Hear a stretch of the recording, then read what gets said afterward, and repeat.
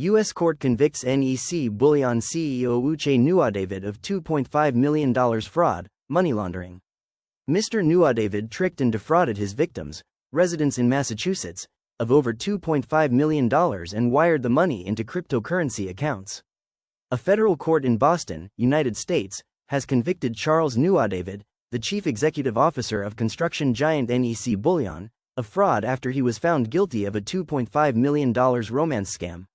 United States Attorney Leah B. Foley and Ted E. Docks, special agent in charge of the Federal Bureau of Investigation, FBI, Boston Division, announced this on Thursday.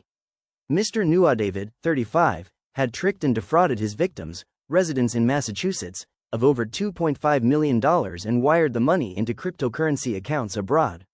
A statement by the U.S. Attorney's Office for the District of Massachusetts said the Abuja businessman pleaded guilty on Wednesday to charges of mail fraud, aiding and abetting money laundering, and money laundering, prompting U.S. District Court Judge Leo T. Sorokin to convict him and schedule his sentencing for September 23, 2025. A federal jury in Boston had, in January 2024, indicted Mr. Nwadavid on charges of mail fraud and money laundering before he was arrested in April 2025 upon arrival on a flight from the United Kingdom to Dallas-Fort Worth International Airport.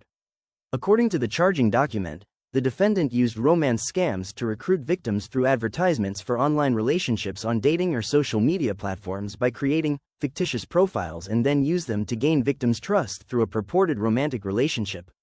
Between or about 2016 and September 2019, Nwadavid participated in romance scams that tricked victims into sending money abroad.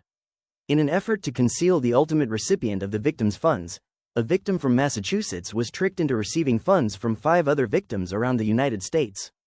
The victim then passed the funds to Nwadavid through a series of cryptocurrency transactions. Nwadavid repeatedly accessed accounts in the victims' names from overseas to transfer the victims' funds to accounts he controlled at Local Bitcoins, an online cryptocurrency platform, the document said. A defendant convicted of mail fraud faces a sentence of up to 20 years in prison, 3 years of supervised release, a fine of up to $250,000 or twice the amount of the loss to the victim, restitution, and forfeiture.